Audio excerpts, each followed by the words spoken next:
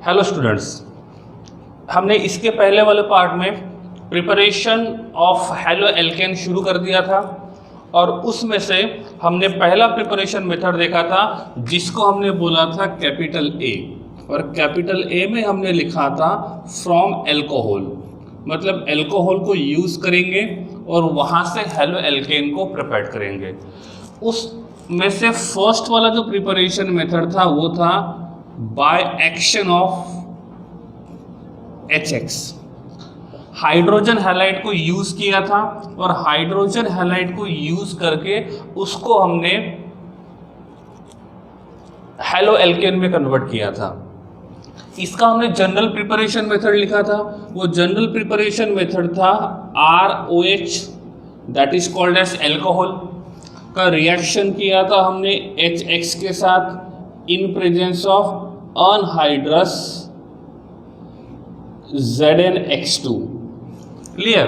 तो यहाँ पे हमको जो प्रोडक्ट मिला था वो इस हिसाब से मिला था कि हम एल्कोहल ने बेस का काम किया था, HX ने एसिड का काम किया था, फिर ये R जो था वो X के साथ चला गया था और यहाँ पे मिलने वाला जो प्रोडक्ट था वो था RX प्लस H2O।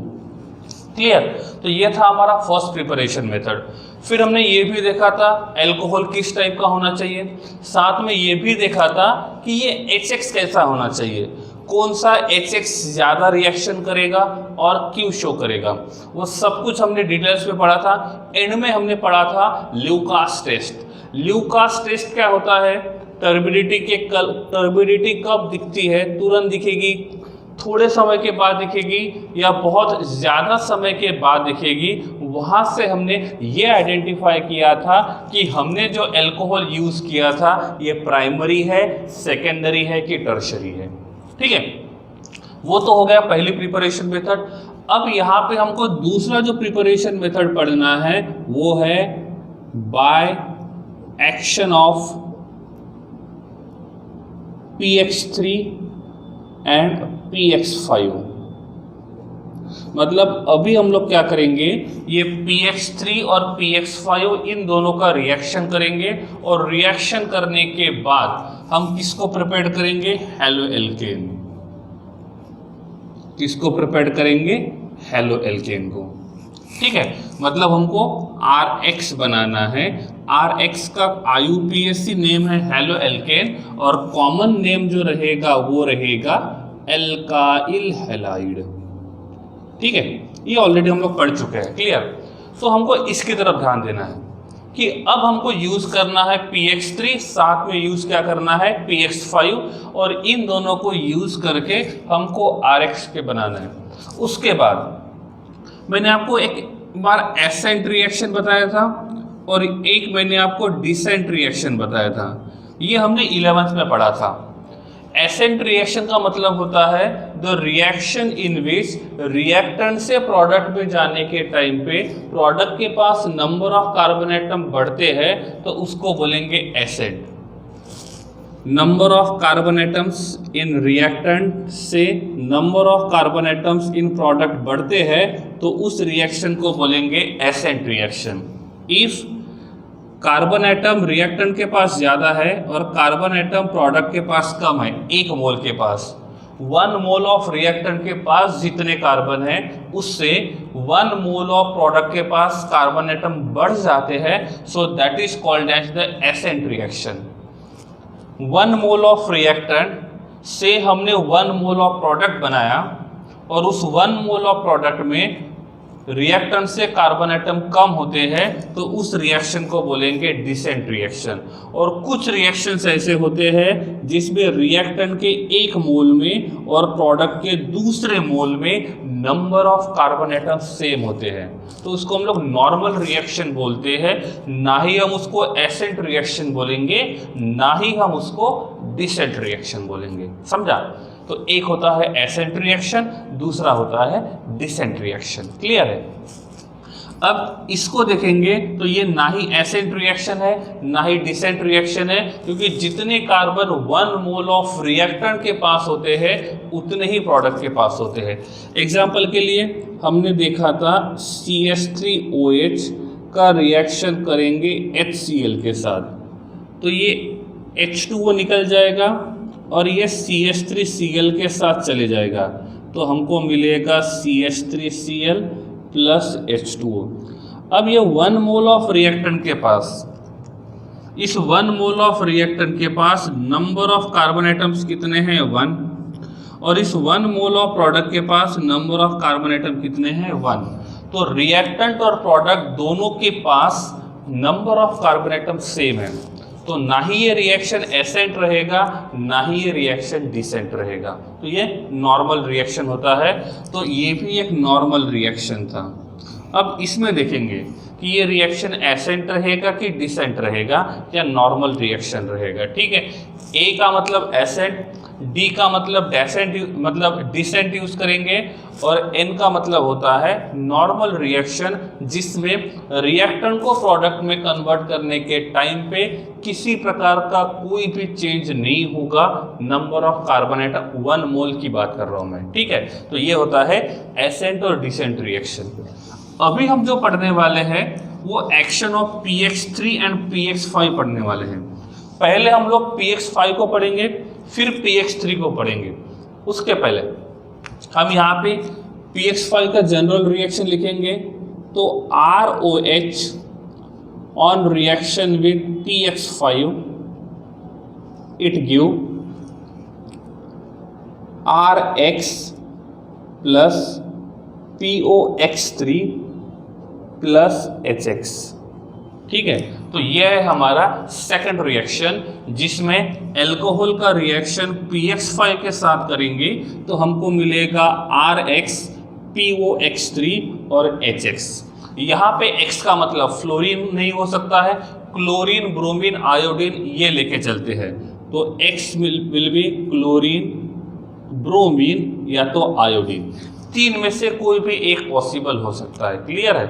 अब देखेंगे कि ये रिएक्शन हुआ कैसे, that is called as the mechanism of reaction. तो ये रहेगा हमारा जनरल रिएक्शन, जिसमें PX5 को यूज करेंगे। इसको फॉस्फोरस पेंटाहैलाइड बोल सकते हैं। जब क्लोरीन रहेगा it is called as phosphorus pentachloride, जब यह ब्रोमीन रहेगा तो उसको क्या बोलेंगे, फॉस्फोरस पेंटाब्रोमाइड, और जब ये आयोडीन रहेगा तब उसको बोलेंगे हम लोग फॉस्फोरस पेंटा आयोडाइड। क्लियर है? तो इस रिएक्शन का हमको मैकेनिज्म देखना है। अब मैं यहाँ पे लिखता हूँ R attach to O attach to H where oxygen having 2 lone pairs, जिसमें ये ऑक्सीजन खुद एक इलेक्ट्रॉन रिच स्पीशीज है और ये चाहता है कि वो इलेक्ट्रॉन डेफिशिएंट को स्टेबिलाईज करे। जिसके साथ हम बॉन्ड रिएक्शन करने वाले हैं वो है PX5। PX5 में ये 3 हैलोजन जो रहेंगे वो प्लेन में रहेंगे। ठीक है, तो ये 3 हैलोजन जो है वो प्लेन में है। ये ज्योमेट्री बताने का काम करेगा डॉटेड लाइन, इसका मतलब ये नहीं कि ये हाइड्रोजन बॉन्डिंग है। क्लियर? और यहाँ का जो बॉन्ड एंगल देखेंगे तो ये रहेगा 120 डिग्री। कितना रहेगा? 120 डिग्री। क्लियर है? अब बात करेंगे 2 और हैलोजन है, तो ये एक रहेगा ऐसे और दूसरा रहेगा ऐसे। क्लियर? अब यहाँ पे हम इसका ज्योमेट्री देखेंगे तो ये ऐसा रहेगा, एक अबोव द प्लेन रहेगा, तो दूसरा जो रहेगा वो बिलो द प्लेन रहेगा। ठीक है, अब देखो मैंने इन तीनों को बार किया, 1 2 3, और इनके सामने लिख दिया एक्सियल, तो ये इक्विटोरियल, तो ये रहेंगे इक्विटोरियल, और बचे हुए 2 जो है वो कैसे रहेंगे? एक्सियल, तो ये रहेगा एक्सियल और ये भी रहेगा एक्सियल, और यहाँ पे जो बॉन्ड एंगल रहेगा ये रहेगा 90 डिग्री। क्लियर? अब इसको थोड़ा अच्छे से और समझते हैं। अब इसको समझने के लिए मैंने यहाँ पे एक पेज लिया, इसको मैंने प्लेन कंसीडर किया, तो ये हमारा प्लेन रहेगा जिसको हम लोग सरफेस भी बोल सकते हैं। तो ये 3 जो हैलोजन है वो ऐसे है, प्लेन में है। अब मैंने इस बोर्ड को प्लेन कंसीडर किया तो ये 3 हैलोजन जो है 1, 2 और 3 जो ब्लू कलर से शो किए हैं वो ऐसे है और ये पूरे प्लेन पे है। तो पूरा जो एंगल होता है ये 360 होता है। उसको हमने 3 कंपार्टमेंट में डिवाइड किया तो एक का एंगल कितना रहेगा 120। अब ये जो 2 हैलोजन है उसमें से एक हैलोजन जो रहेगा वो ऐसा है तो इनके बीच का एंगल कितना रहेगा 90। सही है, यहाँ पे कितना रहेगा 90। तो इस प्रकार से हम यहाँ पे देखेंगे तो एक्सियल और इक्विटोरियल, एक्सियल एंड इक्विटोरियल के बीच का एंगल जो रहेगा वो रहेगा 90 और इक्विटोरियल के बीच का एंगल रहेगा 120। अब क्या होता है यहाँ पे एक्सियल और इक्विटोरियल के बीच का एंगल कम होने के वजह से यहाँ पे रिपल्शन ज़्यादा होता है। ये हमने पी ब्लॉक में पढ़ा था। इफ बॉन्ड एंगल कम होता है तो रिपल्शन बढ़ेगा और रिपल्शन बढ़ेगा तो स्टेबिलिटी कम हो जाएगी। इसका मतलब ये px5 जो रहेगा वो कम स्टेबल है। मैं ये नहीं बोल रहा हूँ कि px5 अनस्टेबल है, तो स्टेबिलिटी के हिसाब से देखेंगे तो px5 से px3 जो रहेगा ये ज़्यादा स्टेबल रहेगा। थोड़ी देर के बाद px3 का स्ट्रक्चर भी देखेंगे जब हम लोग उसका रिएक्शन देखेंगे। ठीक है, अभी मैं px5 के हिसाब से जा रहा हूँ। तो ये हमने px5 का स्ट्रक्चर ड्रॉ किया। इसमें ये एक्सियल जो होते हैं यहाँ पे रिपल्शन ज़्यादा होता है और यहाँ पे रिपल्शन ज़्यादा होने की वजह से इस मॉलिक्यूल का स्टेबिलिटी थोड़ा सा कम होता है और इसीलिए ये px5 जो है ये px5 px3 में कन्वर्ट होना पसंद करता है और 2x को रिलीज करेगा। किसको रिलीज करेगा 2 हैलोजन को रिलीज करेगा। तो ये दोनों के दोनों एक्सियल के हैलोजन वो क्या करता है रिलीज करता है और इसके कंपाउंड के ऊपर चार्ज आता है +2। तो px5 जो रहेगा वो px3 में कन्वर्ट हो गया और साथ में 2 हैलोजन को क्या किया रिलीज किया। ठीक है, तो ये किसका स्ट्रक्चर था px5 का। मैंने आपको ये बताया कि px5 अनस्टेबल क्यों है, मतलब लेस स्टेबल क्यों है, क्योंकि एक्सियल और इक्विटोरियल के बीच का एंगल कम होने की वजह से रिपल्शन ज़्यादा रहेगा और इसीलिए उसका स्टेबिलिटी यहाँ पे कम होता है। क्लियर। मैं यहाँ पे दूसरा स्ट्रक्चर ड्रॉ करता हूँ px5 का। ये सेकंड x है, ये थर्ड x है, ये रहेगा 1 more x और ये रहेगा 5वां x। क्लियर है, तो ये इस प्रकार से। अब बात करते हैं बॉन्ड की। तो मैंने आपको बोला था इक्विटोरियल बॉन्ड नहीं टूटेगा, एक्सियल बॉन्ड टूटेगा, क्योंकि एक्सियल और इक्विटोरियल के बीच का एंगल कम है, इसीलिए इस बॉन्ड को तोड़ेंगे। इनकी बात करते हैं तो फॉस्फोरस और हैलोजन में से halogens are strong electronegative and that's why हम इस बॉन्ड को शिफ्ट करेंगे हैलोजन पे। तो ये बॉन्ड यहाँ से मिस्टर इंडिया हो जाएगा और ये बन जाएगा -1 और ये बन जाएगा +1। सेम दूसरा भी एक्सियल बॉन्ड हम शिफ्ट करेंगे हैलोजन पे, बॉन्ड टूट जाएगा तो ये बन जाएगा -1 और ये बन जाएगा +2। क्लियर। तो इस प्रकार से हमने क्या रिलीज किया 2x-1 रिलीज किया। अब मैं अपने कन्वीनियंस के लिए दोनों x-1 को इधर लिखता हूँ। तो ये एक -1 है ये आका जो मैंने निकाल लिया और ये रहेगा दूसरा x-1 ये वाला। क्लियर है। तो इन दोनों x-1 को मैं यहाँ लिखता हूँ और इन दोनों को इरेज कर देता हूँ। ठीक है, इरेज क्यों किया, क्योंकि मुझे आगे रिएक्शन को बढ़ाना है। क्लियर। तो यहाँ पे हमको मिल गया px3 +2 और 2 moles ऑफ x-1। क्लियर। ऐसे अब देखो इस फॉस्फोरस के ऊपर +2 चार्ज है और हम यही मान के चलते हैं कि जिसके ऊपर प्लस चार्ज होता है उस इलेक्ट्रॉन डेफिशिएंट होता है। अब जब ये इलेक्ट्रॉन डेफिशिएंट रहेगा तो ये क्या करेगा इलेक्ट्रॉन रिच को पुल करेगा। तो यहाँ पे जो अल्कोहल है उस अल्कोहल के पास जो ऑक्सीजन है उस ऑक्सीजन के पास आपको 2 लोन पेयर दिख रहे होंगे। तो ये 2 लोन पेयर होने की वजह से ऑक्सीजन जो है वो इलेक्ट्रॉन रिच है, इसीलिए वो चाहता है कि ये ऑक्सीजन अपने लोन पेयर को यूज करके इस फॉस्फोरस के साथ बॉन्ड बनाएगा। कौन सा बॉन्ड बनाएगा? वो कोऑर्डिनेट कोवैलेंट बॉन्ड बनाएगा। ठीक है, इसमें ये फॉस्फोरस एक्सेप्टर का काम करेगा, ये ऑक्सीजन डोनर का काम करेगा। तो यहाँ पे हमको जो मॉलिक्यूल मिलेगा ये रहेगा R attach to O attach to H with lone pair, coordinate bond बनाया फॉस्फोरस के पास, ये है 1x, ये रहेगा सेकंड x, ये रहेगा थर्ड x, और अभी भी +1 बाकी है। ठीक है, जब ये डोनर का काम करेगा तो यहाँ पे चार्ज कौन सा आएगा? +1, इसके ऊपर आएगा -1, तो इसके ऊपर पहले चार्ज कितना था? +2, अब कितना आएगा?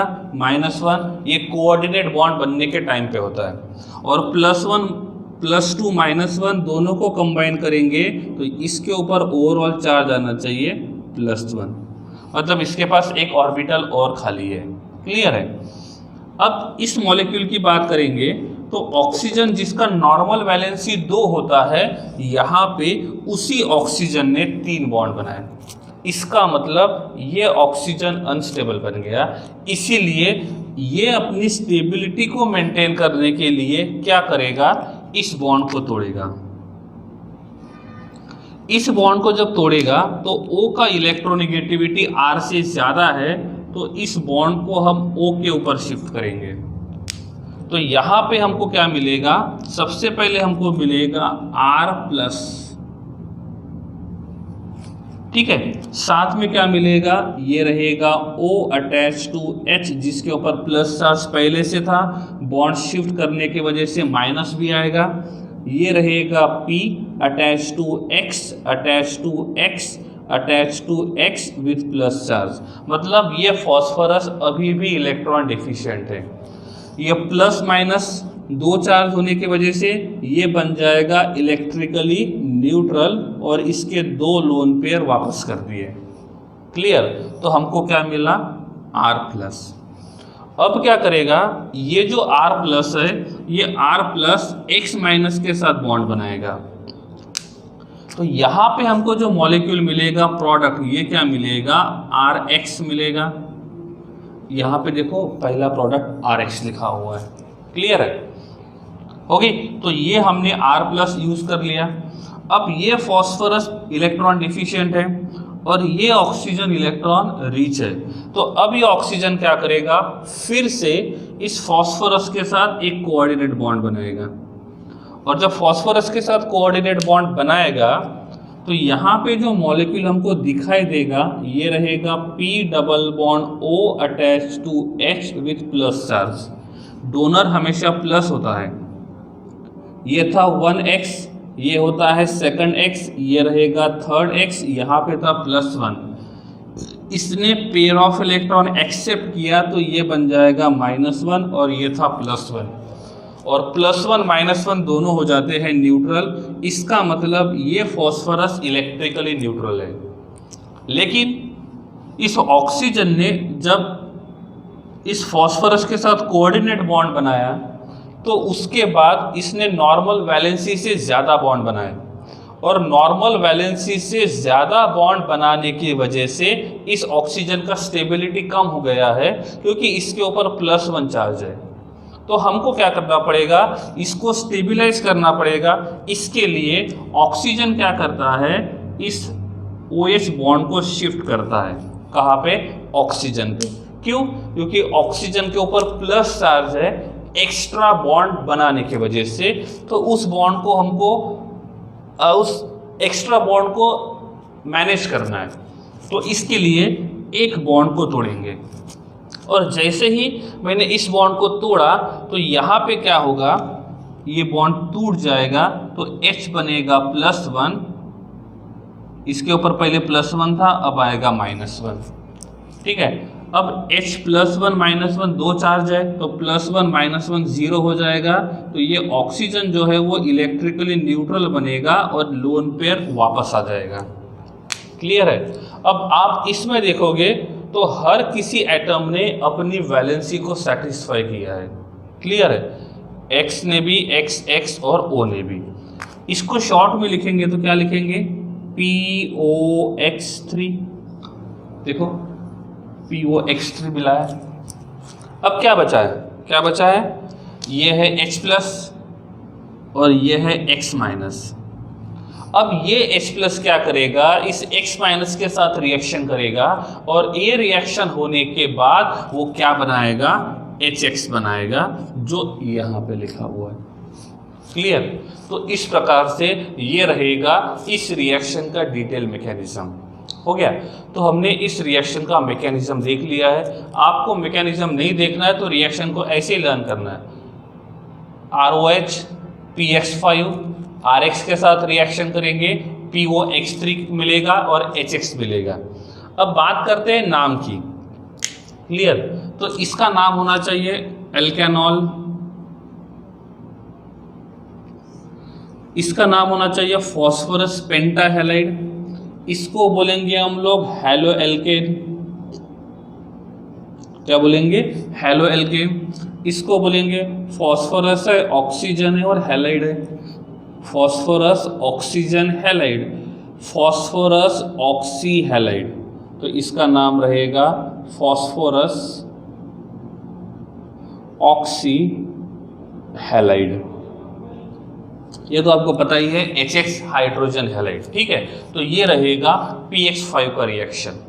इस रिएक्शन का स्टेटमेंट क्या होगा, alkanol alcohol on reaction with PX5 phosphorus pentahalide it give RX haloalkane with elimination of POX3 phosphorus oxyhalide with HX। यहाँ पे क्लोरीन रहेगा तो नाम क्या होगा, फॉस्फोरस ऑक्सीक्लोराइड। ब्रोमीन रहेगा तो फॉस्फोरस ऑक्सीब्रोमाइड और आयोडीन रहेगा तो फॉस्फोरस ऑक्सीहैलाइड। ठीक है। तो ये है किसका रिएक्शन, इस PX5 का रिएक्शन। क्लियर। तो इस PX5 का मैकेनिज्म हमने देखा था। मैकेनिज्म के लिए पहले आपको ज्योमेट्री देखना पड़ेगा। क्लियर। ये ज्योमेट्री किस प्रकार से है, यहाँ पे एक्सियल कौन सा है और इक्वेटोरियल कौन सा है, और उनमें उनके बीच का बॉन्ड एंगल देखना पड़ेगा कि बॉन्ड एंगल किस प्रकार से रहेगा। क्लियर है। अब यहाँ पे भी 5 बॉन्ड बनाए थे, यहाँ पे भी 5 बॉन्ड बनाए थे, लेकिन फर्क है, यहाँ पे जो 5 बॉन्ड बनाए थे तो इसका हाइब्रिडाइजेशन जो था वो क्या था, sp3d। तो इससे ज्योमेट्री बनता है ट्राइगोनल बाइपिरामिडल। यहाँ पे भी 5 बॉन्ड बनाए, लेकिन 5 में से 1 पाई है और 4 सिग्मा है, तो इसमें फॉस्फोरस का हाइब्रिडाइजेशन बनता है sp3। और जब हाइब्रिडाइजेशन sp3 रहेगा तो बॉन्ड एंगल 109 के आसपास रहेगा। लेकिन जब TBP होता है तो वो बॉन्ड एंगल 90 भी शो करता है और 120 भी शो करता है।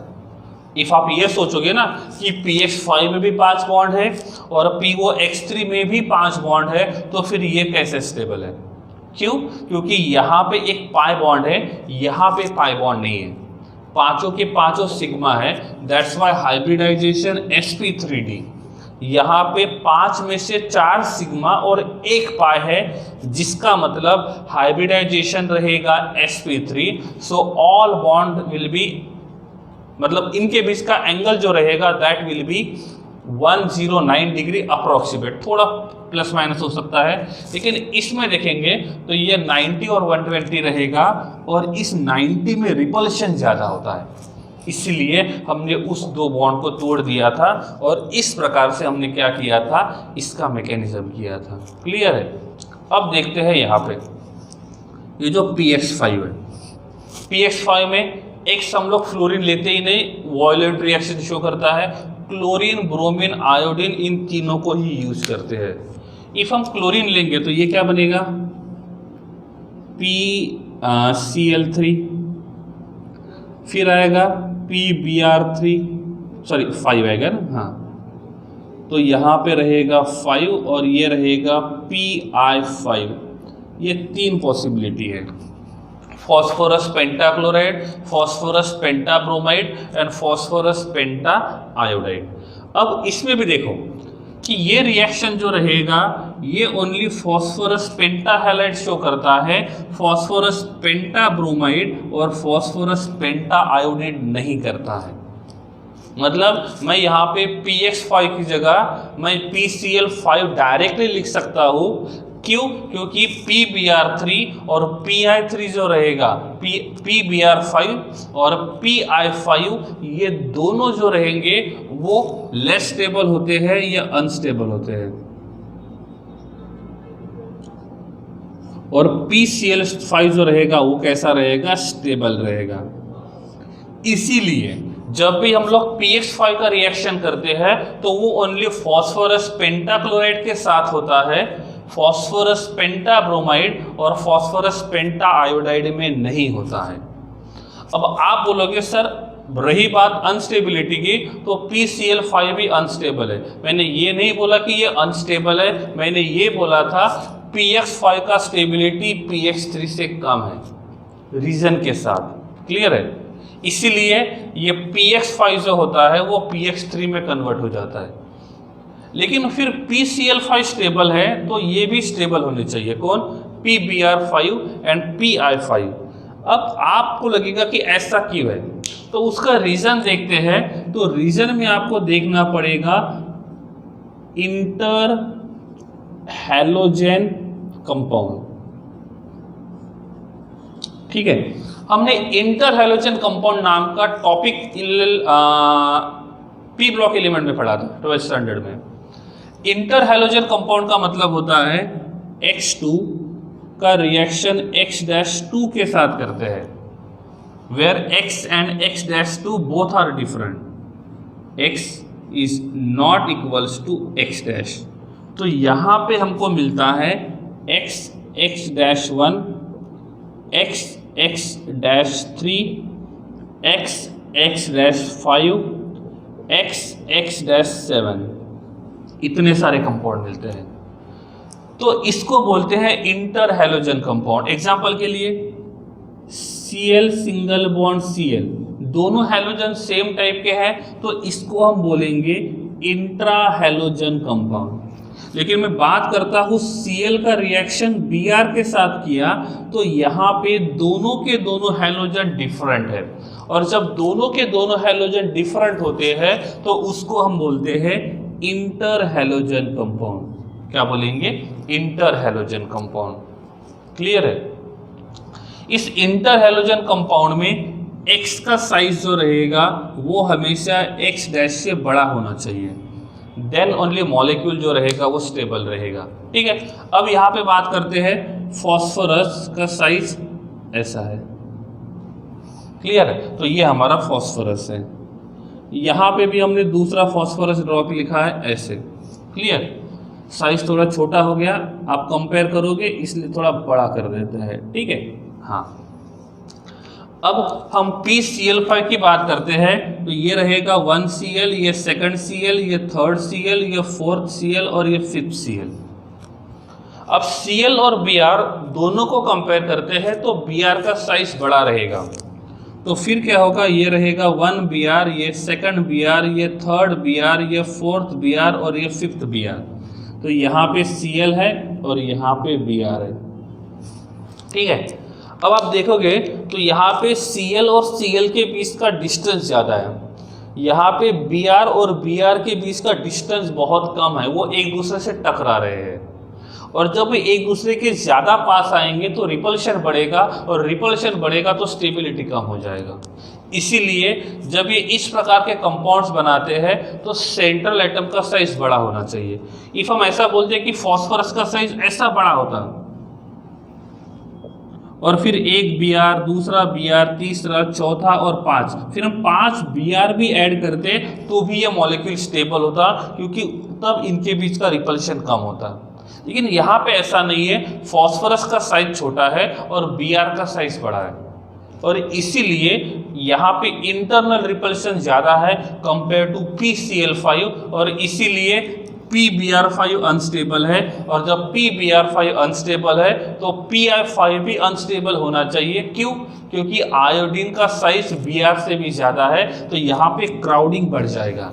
और क्राउडिंग बढ़ने की वजह से यहाँ पे रिपल्शन इतना ज़्यादा बढ़ जाएगा कि वो मॉलिक्यूल अनस्टेबल हो जाएगा, और इसीलिए ऐसा बोलते हैं कि PCl5 is stable but PBr5 and PI5 जो रहेगा वो कैसा रहेगा, अनस्टेबल रहेगा। ठीक है, और इसीलिए हम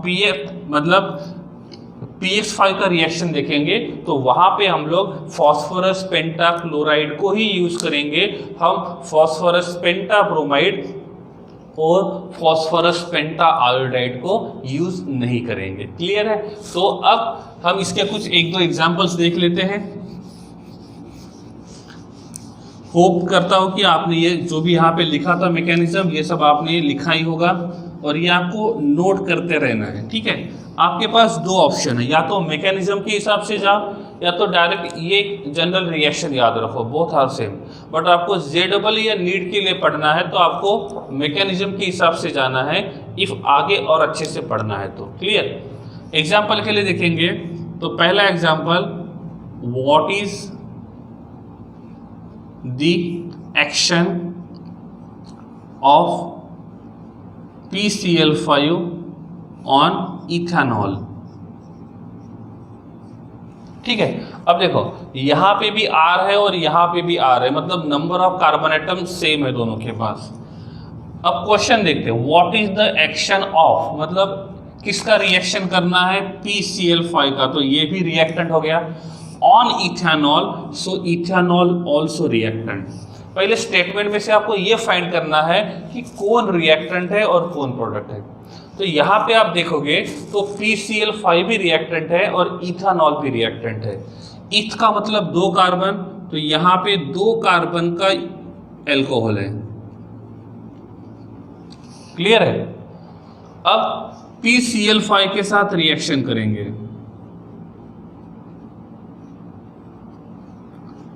क्या होगा, उतने ही कार्बन का एल्कोहल मिलेगा, तो हमको मिलेगा CH3 CH2Cl प्लस हमको मिलेगा POCl3 प्लस हमको मिलेगा HCl। क्लियर है? तो ये रिएक्शन यहाँ पे हो जाएगा। इसका नाम तो गिवन है तो इसका नाम लिखना पड़ेगा इथेनॉल। इसको बोलेंगे फॉस्फोरस पेंटाक्लोराइड, इसका नाम रहेगा क्लोरोइथेन, इसका नाम रहेगा फॉस्फोरस ऑक्सीक्लोराइड और ये रहेगा हाइड्रोजन क्लोराइड। तो ये क्वेश्चन जो रहेगा वो कितने मार्क के लिए आता है बोर्ड में, 2 मार्क के लिए। 1 मार्क रहेगा रिएक्शन के लिए और 1 मार्क रहेगा स्टेटमेंट के लिए। रिएक्शन में उस रिएक्टेंट और प्रोडक्ट दोनों का नॉमेनक्लेचर करना है, हो सके तो IUPAC, और साथ में कॉमन भी लिखोगे तो वो बहुत ज़्यादा सही रहेगा। ठीक है, तो स्टेटमेंट क्या रहेगा, ethanol on reaction with phosphorus pentachloride it give chloroethane with elimination of POCl3 phosphorus oxychloride and hydrogen chloride। Clear?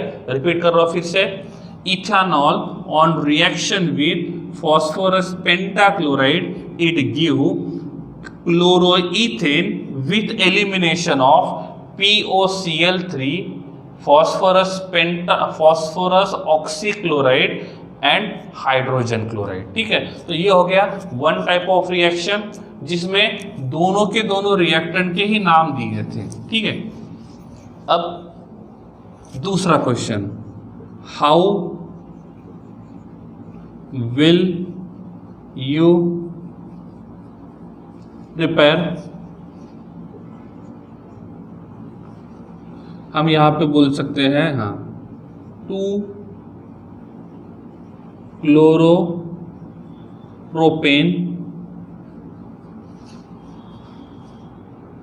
From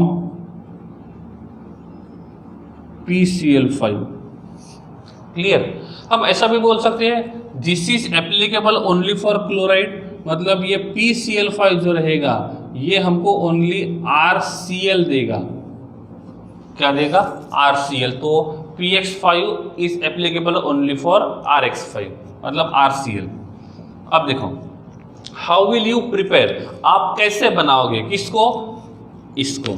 इसको प्रिपेयर करना है, मतलब ये होना चाहिए प्रोडक्ट। कहाँ से? PCl5, मतलब ये हमारा रिएक्टेंट होना चाहिए। क्लियर? तो 2 क्लोरोप्रोपेन, तो CH3 CH3 और Cl। होता क्या है, जहाँ पे OH होता है वहाँ पे Cl चले जाता है, सही है ना? जहाँ पे OH था वहाँ पे Cl चले जाएगा। तो हम यहाँ पे यूज करेंगे CH3 CH attach to CH3 attach to OH, और यहाँ पे यूज करेंगे PCl5। क्लियर? तो OH की जगह कौन आ जाएगा? Cl आ जाएगा। साथ में बाय प्रोडक्ट भी लिखेंगे तो ये रहेगा POCl3 प्लस रहेगा HCl। क्लियर है? अब बात करते हैं नॉमेनक्लेचर की। Select the longest continuous carbon chain 1 2 3, तो इसका नाम रहेगा प्रोपेन -2 ऑल। प्रोपेन -2 ऑल, इसका नाम तो दिया हुआ ही है 2 क्लोरोप्रोपेन। तो स्टेटमेंट क्या बनेगा? Propane -2 all on reaction with PCl5 phosphorus pentachloride, it give 2 chloropropane with elimination of phosphorus oxychloride and hydrogen chloride। Clear है? तो ये रहेगा आपका स्टेटमेंट और रिएक्शन। तो इस प्रकार से स्टेटमेंट के लिए 1 मार्क और रिएक्शन के लिए 1 मार्क। इस PCl-PS5 की तरफ ध्यान रखना है, ये ओनली क्लोराइड के लिए एप्लीकेबल है, ये बाकी किसी के लिए एप्लीकेबल नहीं रहेगा। ठीक है? तो इस प्रकार से हमने PX5 का रिएक्शन देख लिया है। अभी हमको जो देखना है वो PX3 का रिएक्शन देखना है। ठीक है? तो अभी हम लोग PX3 का रिएक्शन देखेंगे और PX3 का मैकेनिज्म देखेंगे। तो alcohol ROH on reaction with PX3, it give RX plus H3PO3 phosphorous acid. क्या मिलेगा? Phosphorous acid. रिएक्शन को बैलेंस करेंगे 3 मोल्स और ये मिलेंगे 3 मोल्स। क्लियर? तो ये रहेगा हमारा रिएक्शन। नाम alkanol, phosphorus trihalide, haloalkane, phosphorous acid, phosphoric acid नहीं। ठीक है? अब इसका मैकेनिज्म क्या होगा? तो हम यहाँ पे लिखते हैं ROH। कितने ROH है? 3। फिर रहेगा दूसरा ROH और ये रहेगा तीसरा ROH। PX3 है, P attach to 1 halogen attach to 2nd halogen attach to 3rd halogen with lone pair. Clear है? अब क्या होता है, ये हैलोजन जो है फॉस्फोरस और हैलोजन के बीच का बॉन्ड वीक होता है। अब फॉस्फोरस जो रहेगा उसके इलेक्ट्रॉन डेंसिटी कौन पुल कर रहा है? हैलोजन। जो पोलर बॉन्ड बोला था ना हमने कि H और H के बीच बॉन्ड है, H और Cl के बीच बॉन्ड है, तो बॉन्ड पेयर एग्जैक्टली बीच में होना चाहिए ऐसे। बट होता ऐसे है, यहाँ पे दोनों का इलेक्ट्रोनेगेटिविटी सेम है, तो ये इलेक्ट्रॉन डेंसिटी किसी भी साइड में ट्रैवल नहीं करेगा। लेकिन हम इसकी बात करते हैं तो H से Cl का इलेक्ट्रोनेगेटिविटी ज़्यादा होने की वजह से ये इलेक्ट्रॉन डेंसिटी Cl की तरफ मूव करता है, और जब ये Cl की तरफ मूव करेगा तो Cl will be partial negative and H will be partial positive. इसका मतलब ये हाइड्रोजन इलेक्ट्रॉन डिफिशिएंट है, और जब कोई इलेक्ट्रॉन डिफिशिएंट बन जाता है तो वो इलेक्ट्रॉन रिच को पुल करना पसंद करता है। क्लियर है? अब ये हैलोजन जो है वो गुड लिविंग ग्रुप होते हैं। Good leaving group, leaving group मतलब वो हमेशा बॉन्ड को तोड़ के बाहर जाने के लिए तैयार होते हैं। क्लियर? तो ये जो स्ट्रक्चर है इस प्रकार से। तो अब क्या होता है, हम ऑक्सीजन को देखेंगे तो इस ऑक्सीजन के पास लोन पेयर्स है। कितने? 2-2। तो हर ऑक्सीजन के पास 2-2 लोन पेयर है। क्लियर? तो इसमें ऐसा होता है ये ऑक्सीजन फॉस्फोरस के साथ बॉन्ड बनाता है और ये बॉन्ड हैलोजन के ऊपर शिफ्ट होता है। इफ हम इस बॉन्ड को हैलोजन के ऊपर शिफ्ट करते हैं तो ये टूट जाएगा, तो हैलोजन बन जाएगा -1 और फॉस्फोरस बन जाएगा +1, और इस फॉस्फोरस के साथ कौन बॉन्ड बनाएगा? ऑक्सीजन। क्लियर है? और जब ये ऑक्सीजन इस फॉस्फोरस के साथ बॉन्ड बनाएगा तो मॉलिक्यूल क्या बनेगा?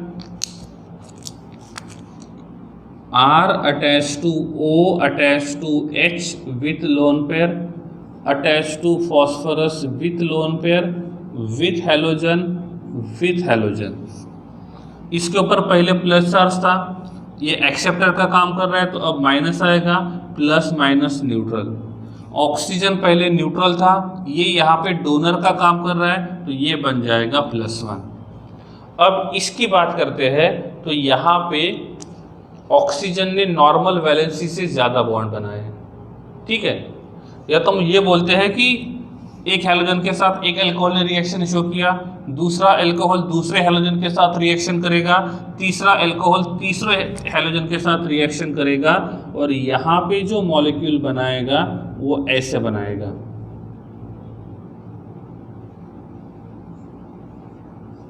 मैं इसमें थोड़ा डायरेक्ट लिख रहा हूँ एकदम शॉर्ट में, ठीक है, इस प्रकार से।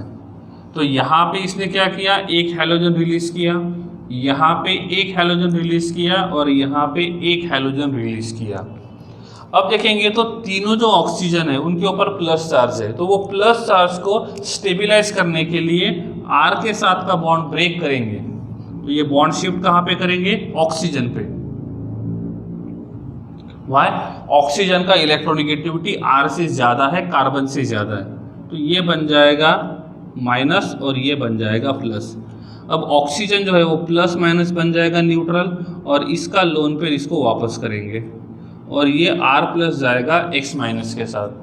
सेम कंडीशन यहाँ पे है, बॉन्ड को हमने यहाँ शिफ्ट कर दिया तो ये टूट जाएगा, ये प्लस और ये माइनस, ये प्लस माइनस बन जाएगा न्यूट्रल, और ये R+ जाएगा X- के साथ। सेम कंडीशन यहाँ पे, तो ये X चले जाएगा यहाँ पे R+ के साथ, तो हमको क्या मिलेगा? H3PO3 साथ में RX और RX, तो यहाँ पे कितने RX मिलेंगे? 3 RX हमको मिलेंगे, ठीक है। जब क्लोरीन यूज करेंगे तो क्लोराइड मिलेगा, ब्रोमीन यूज करेंगे तो ब्रोमाइड मिलेगा, आयोडीन यूज करेंगे तो आयोडाइड हमको मिलेगा, ठीक है। तो इस प्रकार से पहला रिएक्शन था PX3 का और दूसरा रिएक्शन रहेगा PX5 का। तो ये दोनों के दोनों एल्कोहल के साथ रिएक्शन करते हैं और हैलो एल्केन को बनाते हैं, ठीक है। तो ये था हमारा सेकंड प्रिपरेशन मेथड, जिस एल्कोहल में से फ्रॉम एल्कोहल पढ़ रहे थे। पहला था HX और दूसरा था PX3 और PX5 के बीच का, ठीक है। तो इस प्रकार से ये रहेगा सेकंड रिएक्शन का मैकेनिज्म। क्लियर है? तो ये 2 रिएक्शन हो गए। अब तीसरा रिएक्शन देखेंगे, वो भी एल्कोहल से ही है, मतलब एल्कोहल को ही यूज करना है और हमको रिएक्शन कंटिन्यू करना है, ठीक है।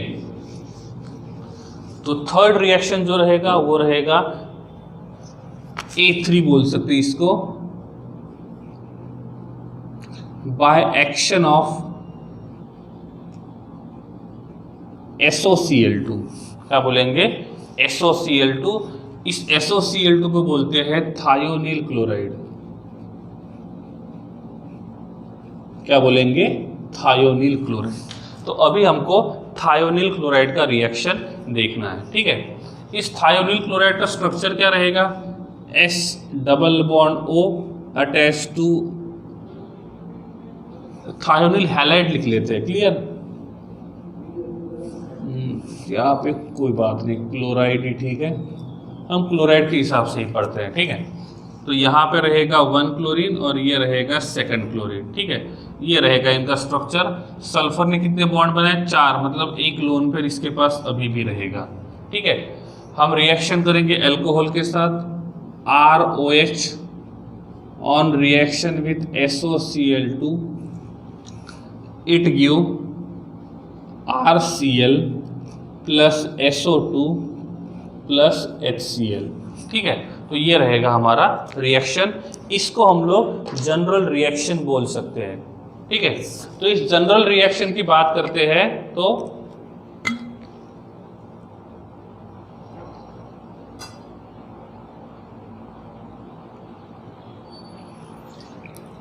इस जनरल रिएक्शन में हमने थायोनील क्लोराइड को यूज किया है और इस थायोनील क्लोराइड को यूज करके हम हैलो एल्केन को प्रिपेयर करेंगे। तो इसका नाम होना चाहिए एल्केनॉल, इसको हम बोलेंगे थायोनील क्लोराइड, लिखा हुआ ये। इसको बोलेंगे हम लोग क्लोरो एल्केन, ये सल्फर डाइऑक्साइड और साथ में मिलेगा HCl। Is it reaction balanced? देख लो एक बार, क्या रिएक्शन बैलेंस्ड है? एक R 2Cl 2Cl S, okay ठीक है, बैलेंस्ड है। ठीक है, अब देखेंगे इसका mechanism. R attach to O attach to H, जिसमें ऑक्सीजन के पास लोन पेयर है 2। बात करते हैं S double bond O attach to Cl attach to Cl। Cl good leaving group का काम करता है, वो बॉन्ड को तोड़ना पसंद करता है। ठीक है, इसीलिए ये यहाँ पे बॉन्ड तोड़ेगा तो बॉन्ड हम Cl के ऊपर शिफ्ट करेंगे। तो जैसे इस बॉन्ड को तोड़ेंगे तो ये बन जाएगा प्लस और ये बन जाएगा माइनस। अब क्या होगा, ये ऑक्सीजन इस सल्फर के साथ बॉन्ड बनाएगा। कौन सा बॉन्ड? Coordinate bond. क्लियर है? तो उस टाइम पे हमको जो प्रोडक्ट मिलेगा वो क्या मिलेगा? R attach to O attach to H, एक लोन पेयर बाकी है, एक लोन पेयर के थ्रू कोऑर्डिनेट कोवैलेंट बॉन्ड बनाया है इस प्रकार से। क्लियर? ओके, और यहां से हमको कौन मिला है? Cl minus. अब क्या होगा,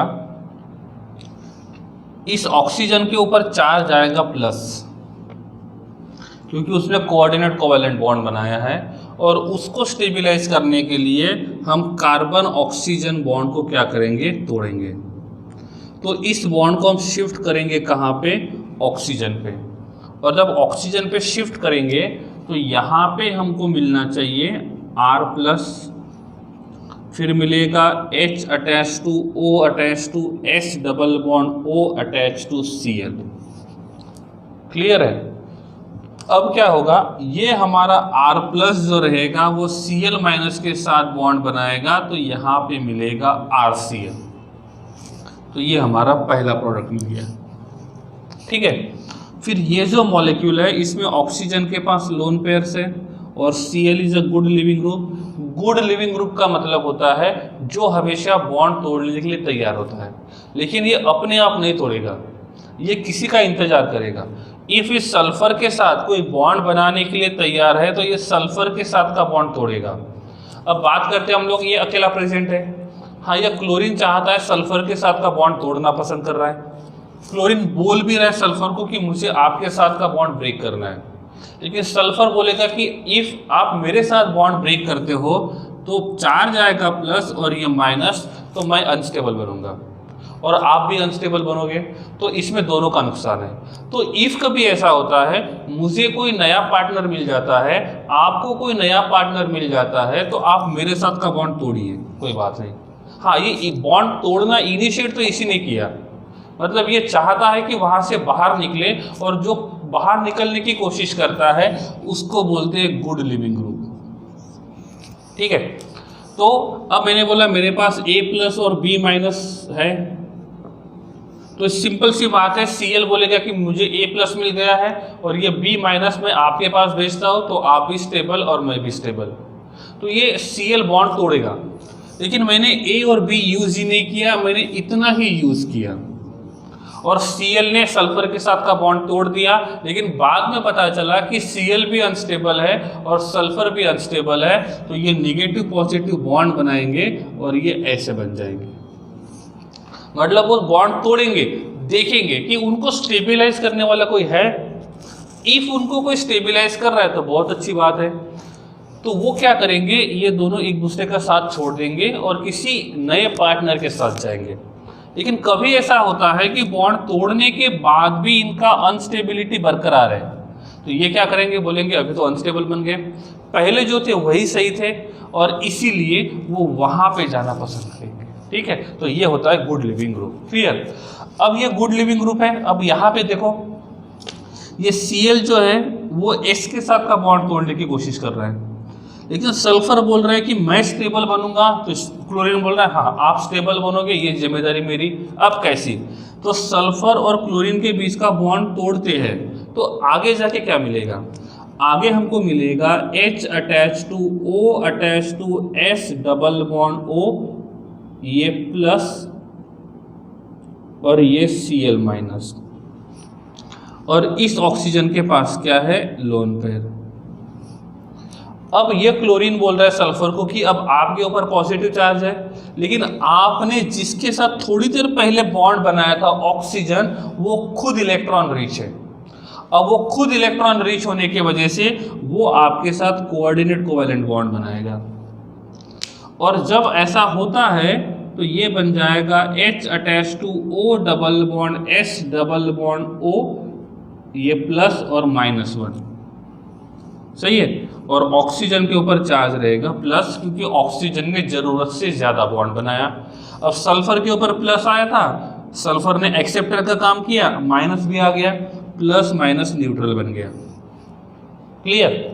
अब सल्फर तो स्टेबल हो गया। अब सल्फर को कोई गम नहीं है कि क्लोरीन ने उसका साथ छोड़ दिया।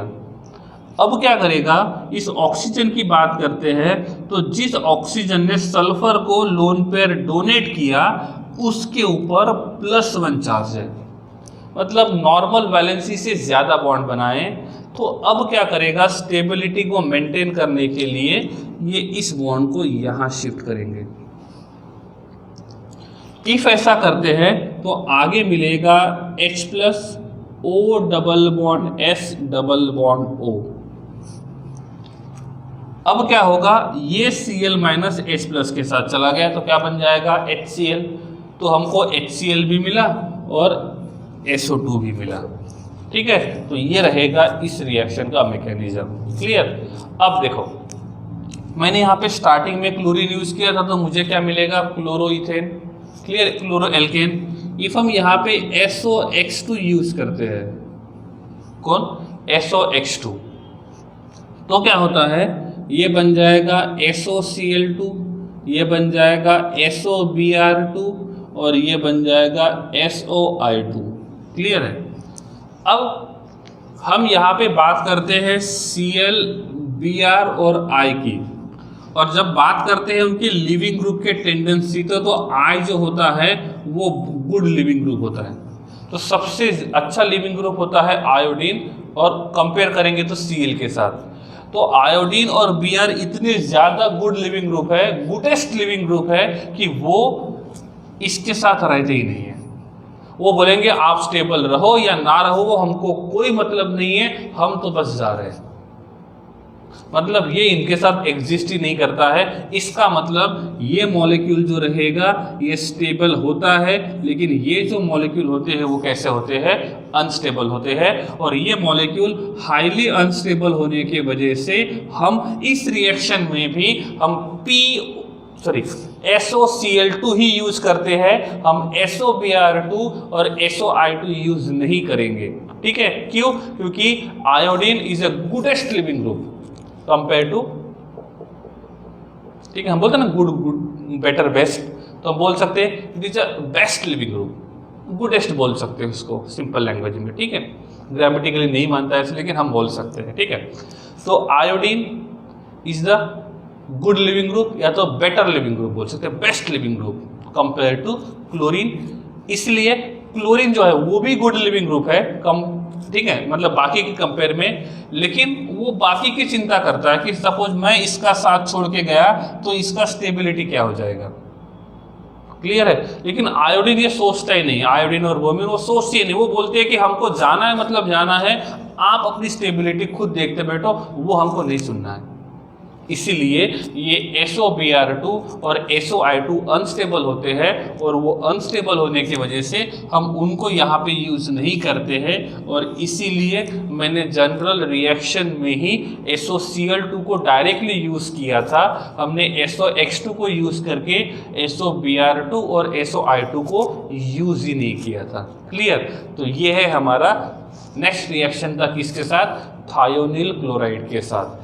इस थायोनिल क्लोराइड में आप देखोगे तो जितने रिएक्टेंट के पास कार्बन होते हैं उतने ही प्रोडक्ट के पास ही कार्बन रहेंगे। मतलब ये रिएक्शन ना ही एसेंट रहेगा ना ही डिसेंट रहेगा, ये रिएक्शन भी नॉर्मल रिएक्शन ही रहेगा।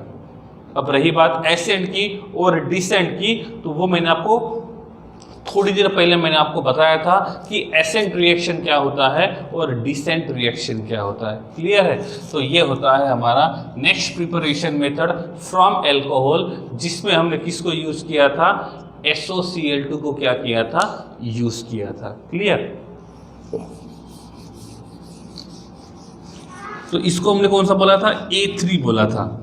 तो हमने एल्कोहल को यूज करके 3 बार, या तो हम PCl3 PCl5 दोनों को अलग कर दे तो 4 बार रिएक्शन देखे हैं। ठीक है, तो ये था हमारा A3।